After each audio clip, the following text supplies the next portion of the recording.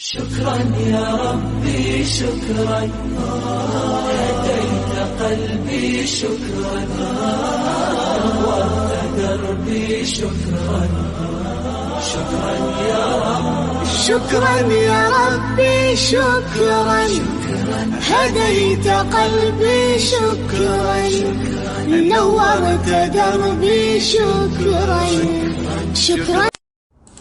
السلام عليكم ورحمة الله وبركاته. أعوذ بالله من الشيطان الرجيم. بسم الله الرحمن الرحيم.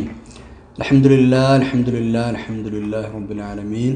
اللهم صل على سيدنا محمد وعلى آل سيدنا مولانا محمد. رب اشرح لي صدري ويسر لي أمري واحلل عقدة من لساني يفقهوا قولي.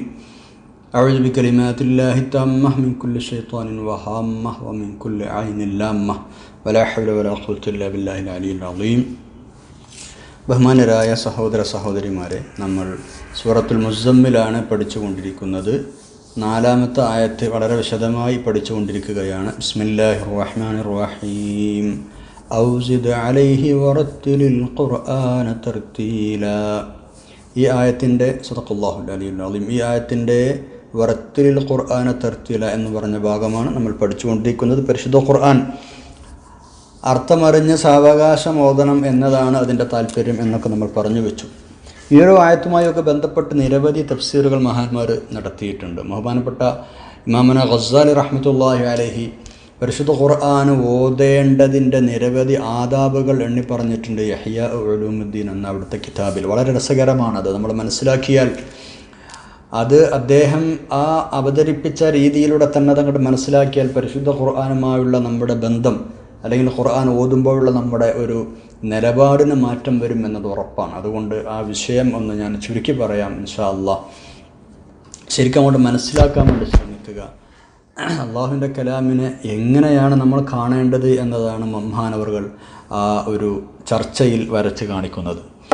ഏറ്റവും ഒന്നാമതായി പരിശുദ്ധ ഖുർആൻ ഓതുന്ന സമയത്ത് പാലിക്കേണ്ട മര്യാദകളെ അദ്ദേഹം 10 ചുരുക്കിയിട്ടുണ്ട്. ചുരുക്കി പറഞ്ഞിട്ടുണ്ട് 10. ഒന്ന് ഫഹ്മു അളമത്തുൽ കലാം. ഒന്നാമത്തത് ഫഹ്മു അളമത്തുൽ കലാം. ആ കലാമിൻ്റെ അളമത്ത് മനസ്സിലാക്കുക, അതിൻ്റെ മഹാത്മ്യം കൊണ്ട് മനസ്സിലാക്കുക, അതാണ്ട് ഉൾക്കൊള്ളുക. ഇത് അള്ളാഹുവിൻ്റെ കലാമാണ്.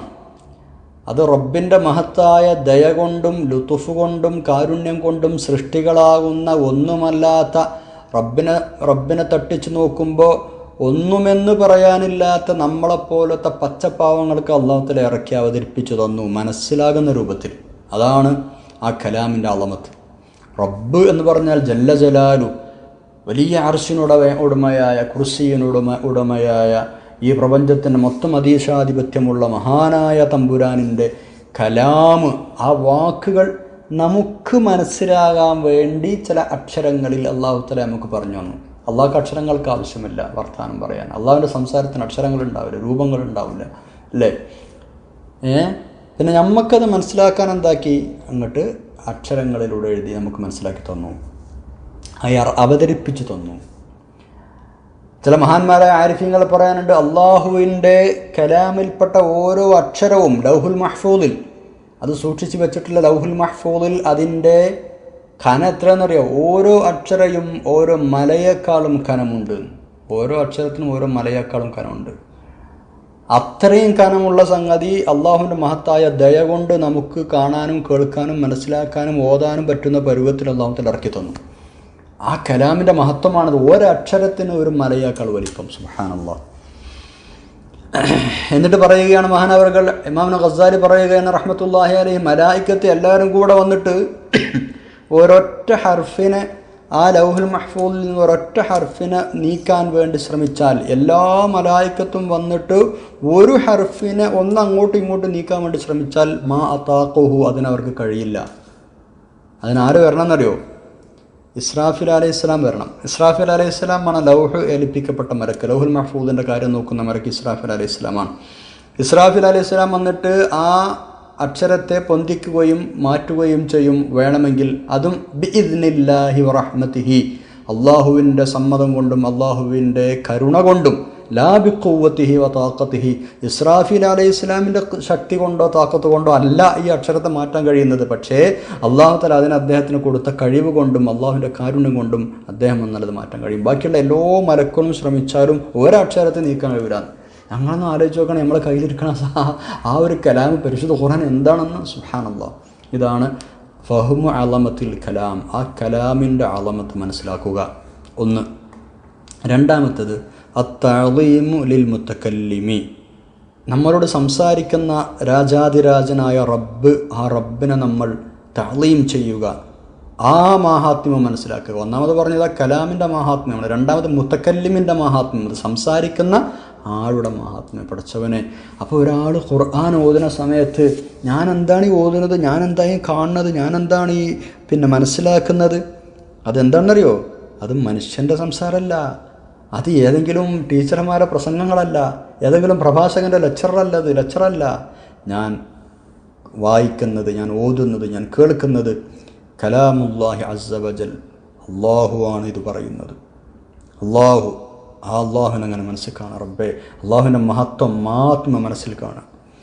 ലാ യമസ്സുഹു ഇല്ലൽ മുത്തഹ്ഹറൂൻ എന്ന് പഠിച്ചോൻ പരിശുദ്ധ ഖുർആൻ പറഞ്ഞിട്ടുണ്ട്. ഖുർആനിനെ നിങ്ങൾ ശുദ്ധിയുള്ളവരല്ലാതെ തൊടാൻ പാടില്ല. അപ്പോൾ ഖുർആനിൻ്റെ പേജുകൾ ഫിസിക്കലി തൊടാൻ പാടില്ല എന്നതുപോലെ തന്നെ ആ ഖുർആൻ ഉൾക്കൊള്ളുന്ന ഹൃദയം, അല്ലെങ്കിൽ ആ ഖുർആൻ ഓതുന്ന നാവ്, ആ ഹൃദയം, ആ ഖുർആൻ ഓതുന്ന മനസ്സ്, അതിനും വേണം ഒരു ശുദ്ധി, അല്ലേ? അതിനും ശുദ്ധി വേണം, ഉള്ളും ശുദ്ധിയാവണം.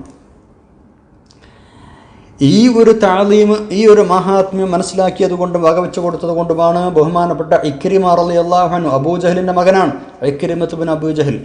അദ്ദേഹം മുസ്ഹഫിന് നിർത്തി വെച്ചാൽ, മുസ്ഹഫിന് തുറന്നാൽ അദ്ദേഹത്തിന് ബോധക്ഷയം വരുമെന്നാണ്. എന്നിട്ട് പറയും ഹുവ കലാമു റബ്ബി, ഹുവ കലാമു റബ്ബി, ഇത് എൻ്റെ റബ്ബിൻ്റെ കലാമാണ്, ഇത് എൻ്റെ റബ്ബിൻ്റെ കലാമാണെന്ന് പറഞ്ഞ് ബോധക്ഷയം വരുന്നൊരു സ്വഭാവം ഇക്രിമ റഹ്മത്തുള്ളാഹി അലൈഹി റളിയല്ലാഹു അൻഹു ഉണ്ടായിരുന്നു. സുബ്ഹാനല്ലാഹ്. അപ്പോൾ അള്ളാഹുവിൻ്റെ അളമത്ത് മനസ്സിലാക്കിയാൽ, അള്ളാഹുവിൻ്റെ സിഫാത്തുകളെക്കുറിച്ച്, അള്ളാഹുവിൻ്റെ അഫ്ആലുകളെക്കുറിച്ച്, അള്ളാഹുവിൻ്റെ ജലാലിയത്തിനെക്കുറിച്ച്, അള്ളാഹുവിൻ്റെ അർശ്, അള്ളാഹുവിൻ്റെ കുർസി, അള്ളാഹുവിൻ്റെ സമാവാത്ത് വൽ അർദ്, അതിനിടയിലുള്ള സംഗതികൾ, അള്ളാഹുവിൻ്റെ സർവ്വ സൃഷ്ടികൾ, മനുഷ്യന്മാർ, ജന്തുക്കൾ, ജീവജാലങ്ങൾ, മൃഗങ്ങൾ, മരങ്ങൾ, സസ്യലതാദികൾ, ഇതെല്ലാം അള്ളാഹു എന്ന മഹശക്തിയുടെ നിയന്ത്രണത്തിൽ വളരുന്നതാണ്, അല്ലെങ്കിൽ ജീവിക്കുന്നതാണ്, അല്ലെങ്കിൽ നിലനിന്നു പോരുന്നതാണ്. ഇതിനൊക്കെ റിസ്ക് കൊടുക്കുന്നത് അള്ളാഹുവാണ്. എല്ലാം അവൻ്റെ ഖുദറത്തിലാണ്. നമുക്കൊന്നും ഇതിലൊരു പങ്കുമില്ല, വേറെ ആർക്കും അതിലൊരു പങ്കുമില്ല. ഇങ്ങനെയൊക്കെ അങ്ങോട്ട് ആലോചിച്ച് കഴിഞ്ഞാൽ നമ്മളെ നരകത്തേക്ക് വേണമെങ്കിൽ ഇടാൻ ആരും ചോദിക്കാനില്ല, സ്വർഗത്തേക്കാണെങ്കിൽ അതിനും ആരും ചോദിക്കാനില്ല. സുബ്ഹാനല്ലാഹ്.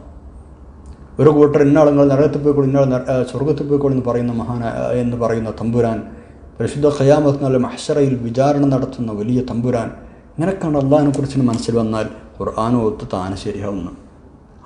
അതിൻ്റെ ഒരു മര്യാദയാണ്. അപ്പോൾ ആദ്യം ഫഹ്മു അളമത്തിൽ കലാം, ആ സംസാരത്തിൻ്റെ അളമത്ത് മനസ്സിലാക്കുക. രണ്ടാമത്തത് അത്തഅലീമു ലിൽ മുത്തക്കല്ലിം, സംസാരിക്കുന്ന ആളുടെ മഹാത്മ്യത്തെക്കുറിച്ച് ഉൾക്കൊള്ളുക. സുബ്ഹാനല്ലാഹ്. മൂന്നാമത്തേത് ഹുളൂറുൽ ഖൽബ്, മനസ്സാന്നിധ്യം എന്ന് വേണമെങ്കിൽ നമുക്ക് അതിനർത്ഥം പറയാം. മനസ്സാന്നിധ്യം. പിന്നെ അവിടെ സ്വന്തം ശരീരത്തിൽ വർത്തമാനം പറയാൻ പാടില്ല. നമ്മൾ പരിപൂർണമായി ഖുർആനിലേക്ക് മുഴുകുക. ഖുർആൻ സ്വീകരിക്കാനും ഖുർആൻ അംഗീകരിക്കാനും യഹ്യാ നബി അലൈഹി സ്വലാമിനോട് അല്ലാഹു തആല പറയുന്നൊരു വാചകം പരിശുദ്ധ ഖുർആനിലുണ്ട്. യാ യഹ്യ ഖുദിൽ കിതാബ ബിഖുവ, നല്ല മുറുക്കി പിടിച്ചോ എന്നതിൻ്റെ അർത്ഥം. എന്ന് പറഞ്ഞാൽ പരിശുദ്ധ ഖുർആൻ അത് ഏറ്റെടുക്കാൻ, അംഗീകരിക്കാൻ ലേശം പ്രയാസം ഉണ്ടാകും. അള്ളാഹുവിൻ്റെ കിതാബുകൾ അത് നന്നായി മുറുക്കി നല്ല കനത്തിൽ പിടിക്കണം, മനസ്സാന്നിധ്യത്തോടു കൂടെ ഉണ്ടായിരിക്കണം. എന്നാൽ അതിനെ വെറുതെ കളയാൻ പാടില്ല എന്നർത്ഥം. ബിജിദ്ദിൻ വജ്തിഹാദിൻ, നല്ല പരിശ്രമത്തോടെ പരിശുദ്ധ ഖുർആൻ സ്വീകരിക്കണം എന്ന് പറഞ്ഞാൽ എങ്ങനെ പരിശ്രമം മെനക്കെടുണ്ടാവുക? അത് മനസ്സിലാക്കാൻ ശ്രമിച്ച്, അതിനനുസരിച്ച് ജീവിക്കാൻ ശ്രമിച്ച് അങ്ങനെ കൊണ്ടുപോകണം. വേറെ ലോകത്തേക്ക് ചിന്ത പോകാതെ. മനസ്സിലാവുന്നുണ്ടോ? വേറെ അതിനെക്കുറിച്ച് ചിന്തിക്കുക. പ്രത്യേകിച്ച് ഓതുന്ന സമയത്ത് അല്ലേ, നമ്മൾ സാധാരണ ഓതുന്ന സമയത്ത് നമ്മുടെ ചിന്ത ഏതിനൊക്കെയോ പോകും, എന്തിനെക്കുറിച്ചൊക്കെയോ ആയിരിക്കും ചിന്ത. പക്ഷെ ഓതങ്ങനെ പേജങ്ങനെ മറിഞ്ഞു പോകുന്നുണ്ടാവും. അതുകൊണ്ട് കാര്യമില്ല. ഓതാൻ തുടങ്ങിയാൽ പിന്നെ വേറെ ഒന്നിനെക്കുറിച്ച് ചിന്ത ഉണ്ടാകാൻ പാടില്ല. ഖുർആനേക്കാളും മറ്റെന്താണ് നമുക്ക് ചിന്തിച്ച് ഓതി മനസ്സിലാക്കാൻ വേറെ എന്താ നമുക്കുള്ളത് ഖുർആനല്ലാതെ, അല്ലേ? സുബ്ഹാനല്ലാഹ്.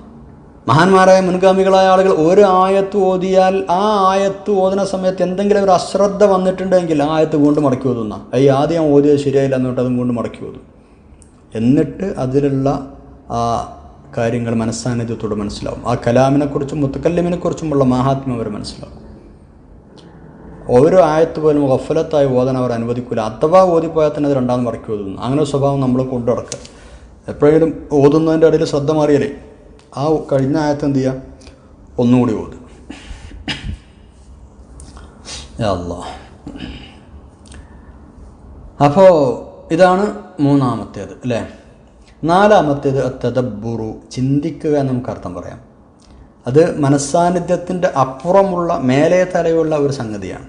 മനസ്സാന്നിധ്യം എന്നത് നമ്മളിങ്ങനെ അതിൽ ശ്രദ്ധിച്ചിങ്ങനെ ഓതുക. തദബ്ബുർ അതല്ല. മനസ്സാന്നിധ്യമുണ്ട്, ആ പറയുന്ന ആയത്തുകളെക്കുറിച്ച് ചിന്തിക്കണമുണ്ട്, അർത്ഥം ചിന്തിക്കണമുണ്ട്. എന്നാൽ ഖുർആൻ അല്ലാത്ത വേറെ ഒന്നിലും ചിന്തല്ല. ആ ഓതുന്ന ആയത്തിങ്ങനെ അർത്ഥം വെക്കുകയാണ്. ഇപ്പം ചില ആളുകൾ പിന്നെ വേറെ എവിടെയും ചിന്തിക്കാതെ ഖുർആനിൽ തന്നെ മാത്രം ചിന്തിച്ച് ഇങ്ങനെ ഓതാൻ ചില ആൾക്ക് കഴിയും. ഹുളൂറുൽ ഖൽബ് ഓതാൻ കഴിയും. പക്ഷെ അവിടെ തദബ്ബുർ ഉണ്ടായിക്കൊള്ളുന്നില്ല. ആ ഹുളൂറുൽ ഖൽബ് ഉള്ളതോടുകൂടെ തന്നെ ചിന്തിച്ചിങ്ങനെ ഓതിയാലോ മാഷാ അല്ലാഹ്, അതാണ് തദബ്ബുർ. അതിനാണ് തെർത്തീൽ എന്ന് പറയാം. വറത്തിലിൽ ഖുർആന തെർത്തീൽ. തെർത്തീൽ സുന്നത്താണെന്നാണ്. പരിശുദ്ധ ഖുർആൻ്റെ തെർത്തീലാണ് ഏറ്റവും നല്ലതെന്നാണ്. ഉള്ളിന്നും പുറത്തുനിന്നും ചിന്തിക്കാൻ കഴിയും. അലി റളിയല്ലാഹു അൻഹു പറയാറുണ്ട്, ലാ ഖൈറ ഫി ഇബാദത്തിൻ ലാ ഫിഖ്ഹ ഫിഹ. കർമ്മശാസ്ത്രമില്ലാത്ത ഒരു ഇബാദത്തിനും ഗുണമില്ല എന്നാൽ ഫിഖ്ഹിൻ്റെ മസലകൾക്കനുസരിച്ച് ഇബാദത്ത് ചെയ്താൽ ശരിയാവുള്ളൂ എന്നർത്ഥം. അതേപോലെ തന്നെ വലാ ഫി ഖിറാഅത്തിൻ ലാ തദബ്ബുറ ഫിഹ.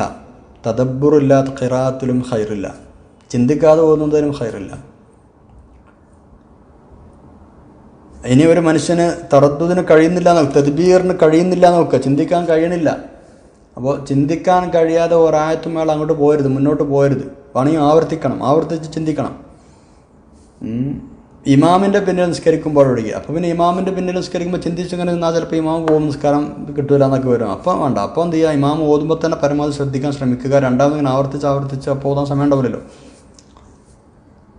അപ്പോൾ രണ്ടാമത് ആയത്ത് ആവർത്തിച്ചിട്ടേ തദബ്ബുറിന് കഴിയുന്നുണ്ടെങ്കിൽ അത് ആവർത്തിക്കുക തന്നെ വേണം എന്നാണ് അലി റളിയല്ലാഹു അൻഹു പറയുന്നത്. ഇമാമിൻ്റെ ബാക്കിലല്ലാത്ത സമയത്ത് കേട്ടോ.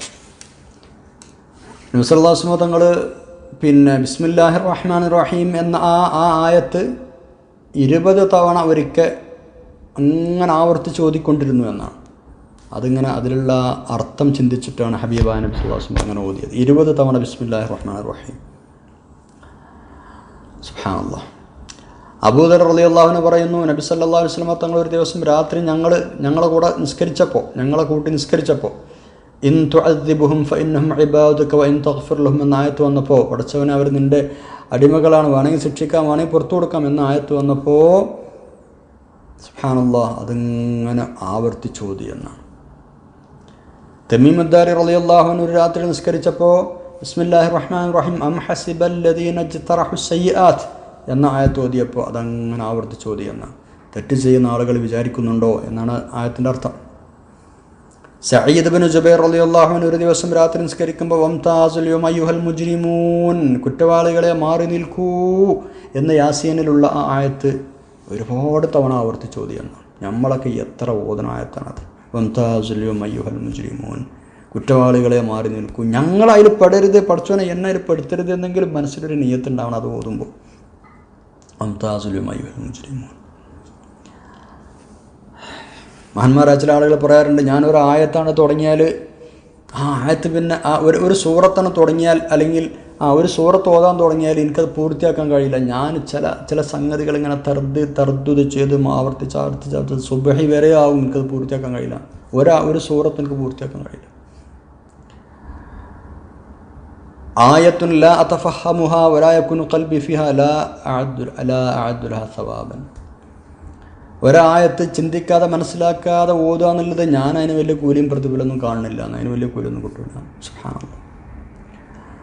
ബഹുമാനപ്പെട്ട അബൂ സുലൈമാൻ ദാറാനി എന്നവർ റഹ്മത്തുള്ളാഹി അലൈഹി അദ്ദേഹം പറയാണ്, ഞാൻ ഒരു ആയത്ത് ഓതിയിട്ട് ആ ഒരു ആയത്തിൽ ചിലപ്പോൾ ഞാൻ 4-5 ദിവസം ഞാൻ ഖിയാമുൽ ലൈൽ നിർവഹിക്കാറുണ്ട്. ഒരൊറ്റ ആയത്തിൽ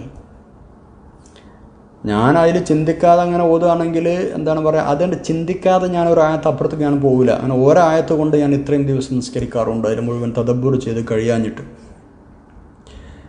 ചില മഹാന്മാരായ ആളുകൾ ഒരു സൂറത്ത് ഹൂദ് മാത്രം 6 മാസമൊക്കെ ആവർത്തിച്ച് ഓതി തദബ്ബുർ എന്നിട്ടും ആലോചിച്ച് കഴിയാതെ കഴിഞ്ഞുപോയ ആളുകളുണ്ട്. 6 മാസം വരെ സൂറത്ത് ഹൂദ് ആലോചിച്ചിട്ട് കഴിയാത്ത ആളുകൾ. മഹാന്മാരായ ആളുകൾക്ക് പിന്നെ ഓരോ ആഴ്ചയിൽ ഖത്മ് തീർക്കുന്ന ആളുകളുണ്ട്, മാസത്തിലുണ്ട്, വർഷത്തിലുണ്ട്. ഈ മാസത്തിൽ എന്നൊക്കെ പറയുന്നത് അവരുടെ തദബ്ബറിനനുസരിച്ച് നീണ്ടു പോവാണ്. ചിലപ്പോൾ നീളും, ചിലപ്പോൾ ചുരുങ്ങും. ഇങ്ങനെയൊക്കെയാണ് അതിൻ്റെ ദർജകൾ. ഇൻഷാ അല്ലാഹ് 5-ാമത്തെ കാര്യം നമുക്ക് അടുത്ത ക്ലാസ്സിൽ പഠിക്കാം. സുബ്ഹാനക്കല്ലാഹി വബിഹംദിക അശ്ഹദു അല്ലാ ഇലാഹ ഇല്ലാ അൻത അസ്തഗ്ഫിറുക വഅതൂബു ഇലൈക്. അസ്സലാമു അലൈക്കും വറഹ്മത്തുള്ളാഹി വബറകാതുഹു.